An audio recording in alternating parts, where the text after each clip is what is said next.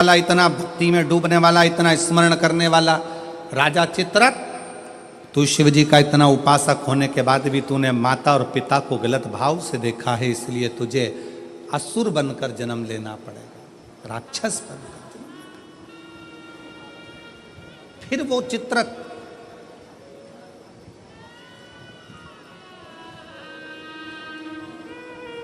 वृत्रासुर के रूप में जन्मा। क्या नाम हुआ था उसका? वृत्रासुर, जिसको इंद्र ने मारा था दधीचि ऋषि की अस्थियों से। गलत विचार। क्या करा जा? राजा चित्ररथ को जब श्राप लग गया असुर बनने का, राक्षस बनने का, तो राजा चित्ररथ ने हाथ जोड़कर शिवजी से पूछा, मेरी मुक्ति का साधन बताओ। शंकर भगवान नहीं बोले। चित्ररथ तुमरुका जी के पास गया, तब तुमरुका जी जो वक्ता हैं, तुमरुका जी जो कथा कह रहे हैं, तुमरुका जी जो भगवान शिव का गुणगान कर रहे हैं, वो तुमरुका जी ने कहा, चित्ररथ एक काम कर, कामधेनु गाय का दूध का घृत ला और उस घृत से तू शिव का अभिषेक कर, शंकर का अभिषेक।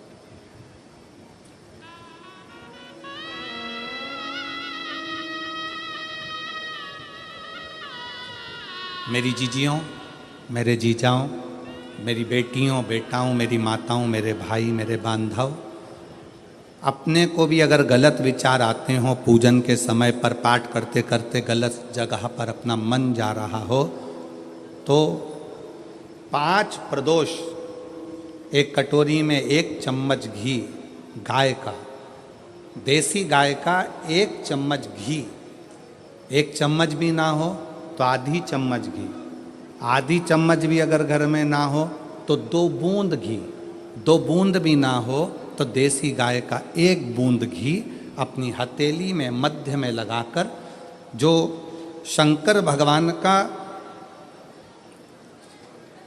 भगवान शिव जी का जो शिवलिंग होता है, उस शिवलिंग के ऊपर के भाग पर अपनी हथेली को रखकर, और जो अशोक सुंदरी वाली जगह है उस जगह पर अपनी हथेली का घर्षण करना चाहिए। लगभग 5 प्रदोष अगर आपने कर लिया तो निश्चित है आपकी बुद्धि में कभी गलत विचार पूजन करते समय आएगा ही नहीं, और गलत दृष्टि की ओर जाओ।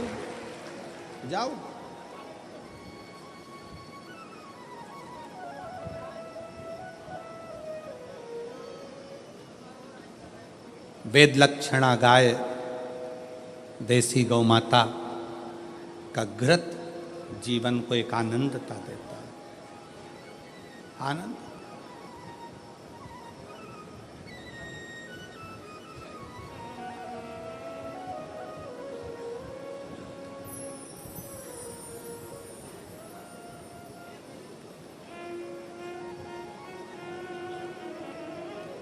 भारत के इतिहास में संसद भवन में बैठकर रात रात भर मंथन कर कर जो वक्फ बोर्ड बिल पर संशोधन किया गया, उसके लिए पूरे प्रशासन को बहुत बहुत साधुता,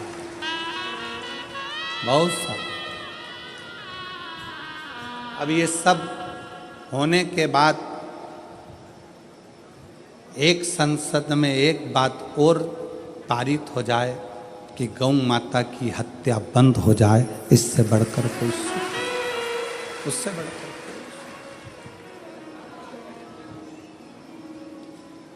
गौ माता का, देसी गाय का घृत, वेद लक्षणा गाय का 1 बूंद घृत हाथ की हथेली पर लगाकर शिवलिंग के ऊपर और अशोक सुंदरी की जगह पर घर्षण करने से जो गलत विचार, गलत सोच, गलत दृष्टि, गलत भाव, ये समाप्त हो जाता,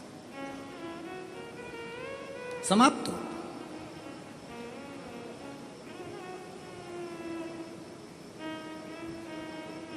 जिसने दिल से शिव की आराधना, राजा चित्ररथ ने पूछा है,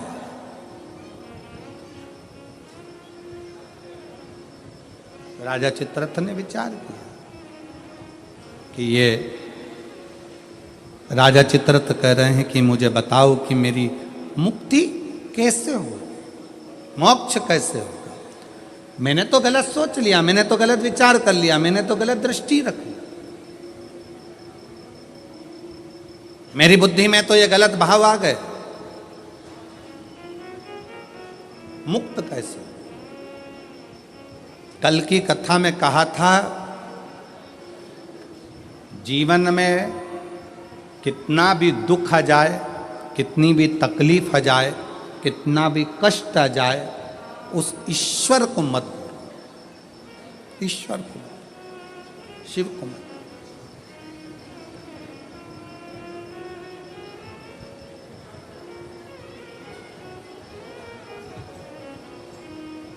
उसको हर पल याद करते हो, उसको हर क्षण स्मरण करते हो, हर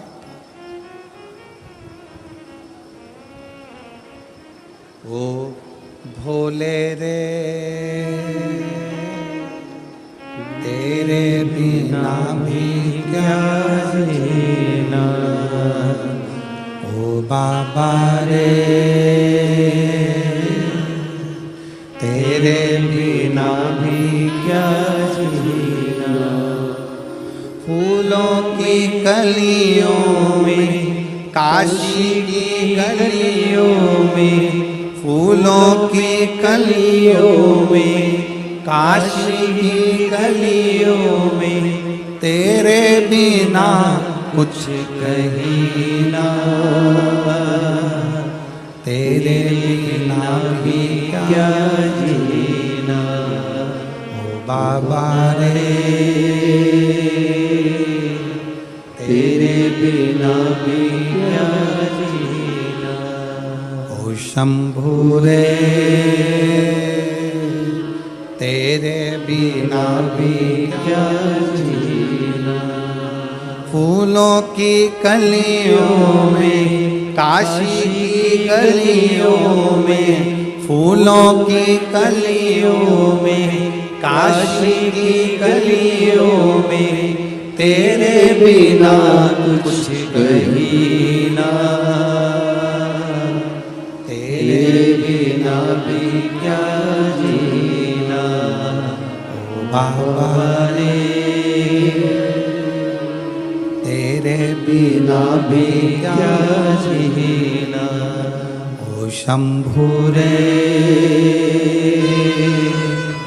तेरे बिना भी क्या जीना। उस शिव की हर पल याद करते हो,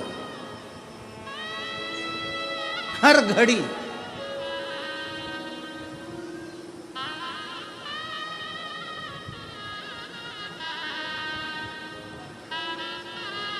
रामायण किस किस ने देखी है टीवी पर? रखो। रामायण किस किस ने पढ़ी है? रामायण किस किस ने सुनी है? राम कथा किस किस ने सुनी है? सबने सुनी है।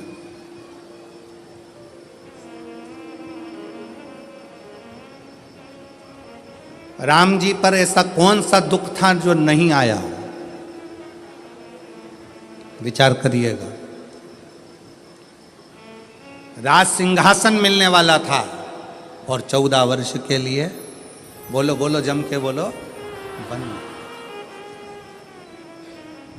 आप कहते हो थोड़ा सा दुख आ गया, मेरी दुकान नहीं चल रही, मेरी नौकरी नहीं लग रही, मेरी सर्विस नहीं लग रही, मैंने इतनी मेहनत करी, सफलता नहीं मिल रही। अरे जिसके पास में सिंहासन आने वाला था, रात की रात उसको 14 वर्ष के लिए वन जाना पड़ जाता है। 14 वर्ष के लिए कितना बड़ा दुख होगा, जरा याद करिएगा। 14 वर्ष के लिए वन के लिए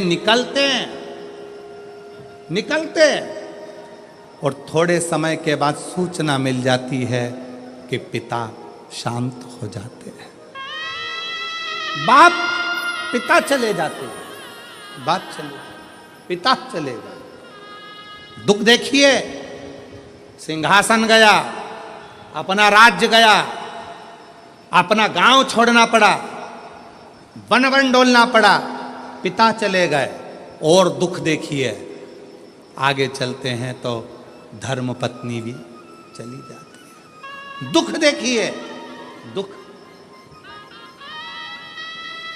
आप एक एग्जाम पास नहीं करते हो, माँ बाप ने आपको पाल पोस कर बड़ा करा और एक एग्जाम पास नहीं कर पाए, कोचिंग करने गए थे पुणे, कोचिंग करने गए थे कोटा, कोचिंग करने के लिए गए थे दिल्ली, कोचिंग करने गए थे मुंबई, कोचिंग करने के लिए गए थे लातूर, कोचिंग करने गए थे हैदराबाद, एक सब्जेक्ट नहीं निकल पाया, अंदर से टूट गए। और 20-25 साल के बेटे होकर, बेटी होकर, 25 साल के बेटा बेटी होकर रस्सी बांधकर सुसाइड कर लेते हो, जहर की पुड़िया खा लेते हो, पानी में डूबकर मर जाते हो। विचार करना, उस परमात्मा की जिंदगी में कितना दुख आया, हिम्मत नहीं हारी, आखिरी तक संघर्ष करते रहे, तो आखिरी में अयोध्या के राजा बनकर विराजमान हो। और आज के बेटा बेटी, जरा सा पति ने कुछ कह दिया, बहू का मुख खुल गया, जाकर मायके बैठ गई, अदालत में केस लगा दिया, इतना दुख दे रहे हैं, मेरी सास इतना दुख दे रही है, मेरे घर के लोग इतना दुख दे रहे हैं, मेरे परिवार वाले इतना दुख दे रहे हैं। अरे भगवान से प्रार्थना करना कि बहुत अच्छे लोग मिले हैं, ना जाने किस्मत में और कितना दुख लिखा होगा। दुख चाहे यहाँ लिखा वहाँ लिखा, उसको भोगना तो पड़ेगा, भोगना। अब ईमानदारी से बोलो, इतनी कथा तो आपने सुन ली, आपको भी अपने दुख के समय पर ढेर सारे महाराज मिलते हैं, ढेर सारे लोग मिलते हैं, और आप सबसे कहते हैं मेरा हाथ देखकर बता दो मेरा भाग्य क्या कह रहा है, मेरी पत्री का देखकर बता दो मेरा भाग्य क्या कह रहा है, मेरे घर का ग्रह क्या कह रहा है, मेरे जीवन में इतना दुख है। तुमसे ज्यादा राम जी को मिले थे गुरु विश्वामित्र जैसे, वाल्मीकि जैसे, गुरु बाबा, ढेर सारे आंत्री जैसे बड़े बड़े तपस्वी गुरु मिले थे। राम जी ने एक से भी नहीं कहा कि मेरा हाथ देखकर बताना, कि मेरी किस्मत देखकर बताना। राम जी ने केवल एक बात कही कि समय मिल जाए तो मुझे कथा सुनाना, अगर मैं कथा सुनूंगा तो मेरी व्यथा समाप्त होती चली जाएगी, इसमें मेरी प्रतिष्ठा है।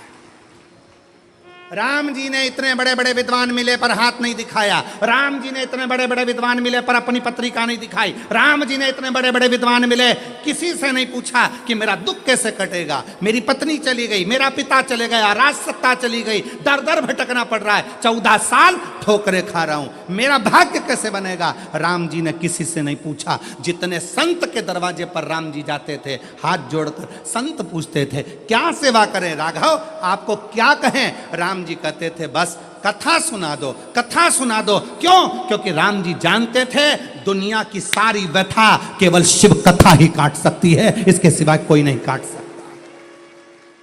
आप कथा कहो मुझे। जितने संत मिलते थे वो कथा कहते थे, कथा सुनते थे राघव, कथा श्रवण करते थे राघव, और अपने पथ पर चलते चलते पार्थिव शिवलिंग का निर्माण करते थे राघव।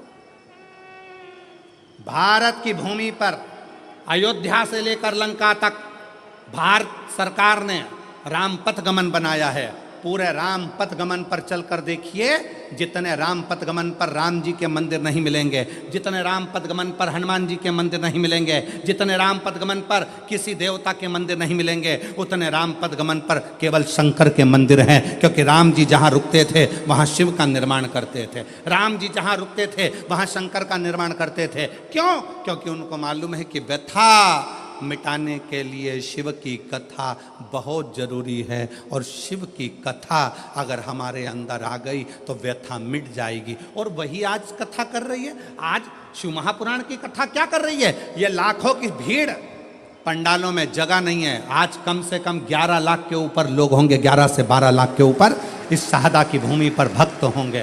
पंडालों में जगह नहीं, गाड़ियों पर चढ़े हुए हैं, कहीं कहीं चढ़े हुए हैं, जगह कहीं नहीं पूरे पंडाल के अंदर। और इतनी भीड़ आज क्यों बैठी है?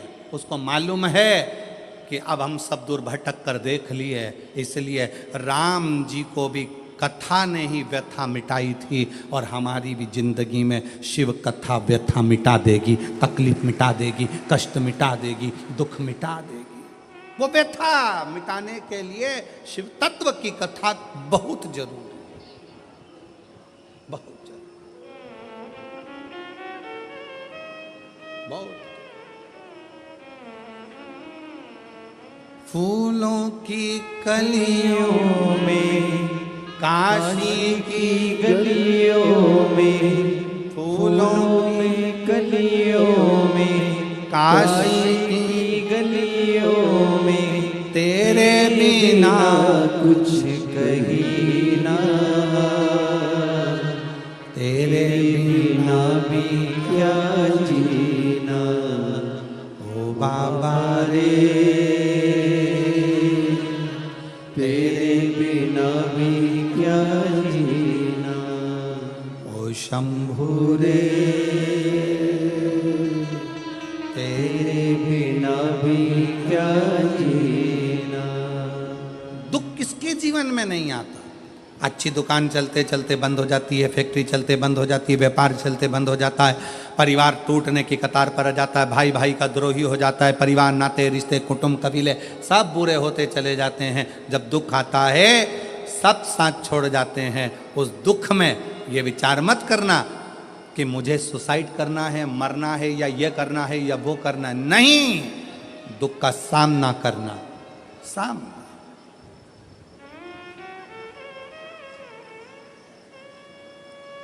पढ़ो। जितने मेरे बेटा बेटी बैठे हैं उनसे निवेदन है, मेरी बहनों से, मेरी जीजियों से, मेरी बेटियों से खूब पढ़ाई करो। तुम्हारे पापा ने, तुम्हारी मम्मी ने तुम्हारे से बहुत आस लगाई है। घर के लोग तो मना कर रहे थे कि बेटी को बाहर मत भेजो, पर तुम्हारे पापा ने जिद कर कर, माँ भी मना कर रही थी मत भेजो, आज का माहौल ठीक नहीं है, पर एक बाप का बेटी पर भरोसा कितना होता है कि अपनी बेटी को बाहर गांव पढ़ने के लिए भेज देता है। अपने बाप के, अपने पिता के, अपने पापा के भरोसे को टूटने मत देना मेरी बेटी।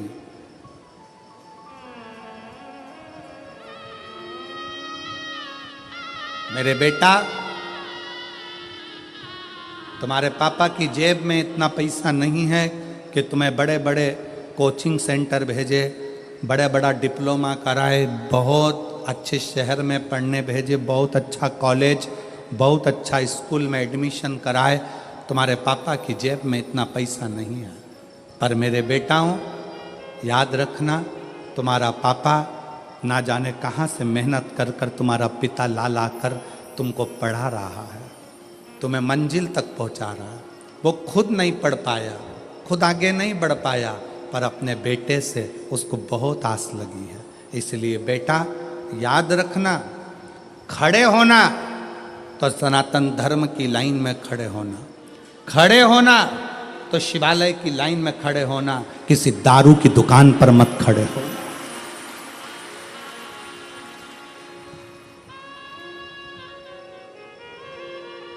जब नवयुवक बेटा बेटी किसी दारू की दुकान पर खड़े दिखते हैं लाइन लगाकर, उनको देखकर दिल दुखता है कि पापा ने कितना पैसा खर्च कर कर पुणे पढ़ने के लिए भेजा है, बाहर गांव विद्याध्ययन के लिए भेजा है। थोड़ा सा आप सियोर वाले महाराज का कहना मत मानो, पर अपने पापा का मुख तो देखो।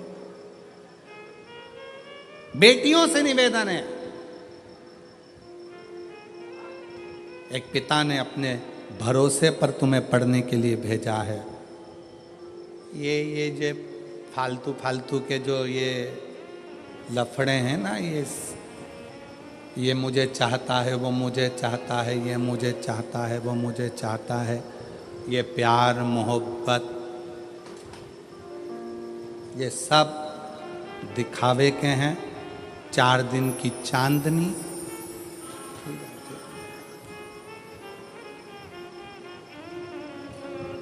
जो कहता है मैं तुझे रानी बना कर रखूंगा, घर लाते से ही नौकरानी बना देता है।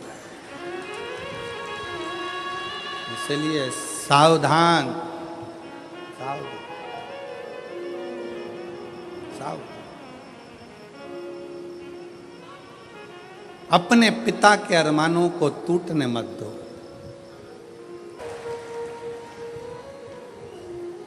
इससे जोरदार कोई बात नहीं हो सकती।